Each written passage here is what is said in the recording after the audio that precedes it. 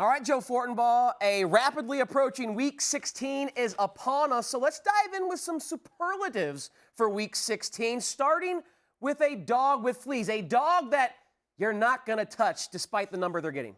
As great as they looked last weekend, it's going to be the Detroit Lions. Let's be honest, what happened the last time the Lions were coming off a monster win this season? They went to Denver and they lost by 28 points. On the road this season, Detroit 0-6-1, losing by an average of 10 points per game. The Falcons have been frisky when coming off a loss, 5-1 against the spread in their last 6. A dog I can't touch, it stinks. Ooh. The Panthers against the Buccaneers. The Bucs coming off that embarrassing loss against the Saints. They'll look to put a hurting on a Panther team that has just been anemic offensively, whether it's Cam Newton or P.J. Walker. It looks like things are falling apart for Matt Rule's team. So it's a big number, but I won't touch it against Brady and a really ticked off Bucs bunch. All right, live dog. This is the opposite. A dog you're eager to bet because you think they can win outright. Panthers 2-9 over their last 11. You got to be kidding me. This one is going to be the Baltimore Ravens. I think this game coming out at less than -3 tells you everything you need to know. The bookmakers do not want to put that 3 out there. They're going to see an onslaught of Baltimore money, and for good reason. When these two got together back in Week 7,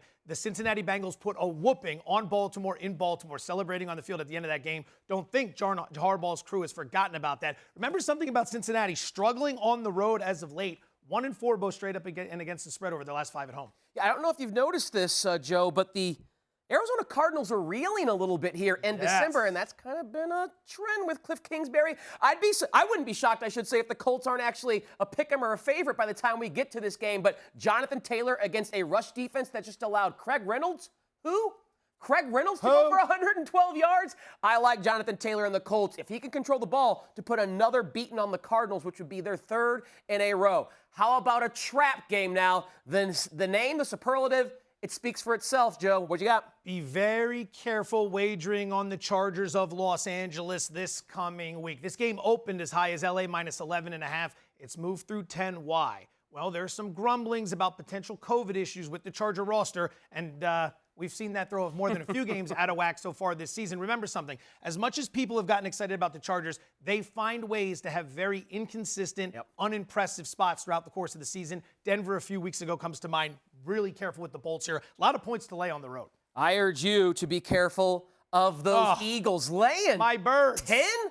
What have the Eagles done to prove they should lay such a large number? I know the Giants are going through issues. Daniel Jones now done for the year. Don't know who's going to play quarterback there, but it's a division game. I believe the second time they'll be meeting this season, and the Eagles are just not a team I'm going to trust laying double-digit points this season. No way, no how. Trap game for sure for your Eagles, Joe Fortenbaugh. Finally, a teaser leg, a game you think is one ripe for the teasing. Just so you know, the Giants have never failed to cover a spread when coming off free medium soda day. Something to keep in mind. It will never get old. That joke is not going to die. It's going to be the Green Bay Packers as the teaser leg of the week. Standard teaser play here. We're moving through the key numbers of 7, 6, 4, and 3 to land all the way at 1.5 against Cleveland. Awful spot for the Browns here. They played on Monday and now have to turn around for what's a Saturday game this weekend on Christmas. Green Bay undefeated at home this season, and they've been shellacking the opposition at Lambeau Field. My teaser leg is actually teasing the underdog Bills up from 2.5 to 8.5. Without the benefit of wild elements, I think the better team will prevail in this matchup. I know it's in New England, but I think Josh Allen, Sean McDermott, and those Bills have what it takes to beat this New England team outright. Getting it teased all the way up to 8.5 is a great cushion for what I expect to be either a big Buffalo win or a close game between these two AFC East division rivals, with supremacy in the division basically on the line there. So Week 16 superlatives, check the board there as we get ready for a rapidly approaching Week 16. Thanks for watching ESPN on YouTube. For live streaming, sports, and premium content, subscribe to ESPN+.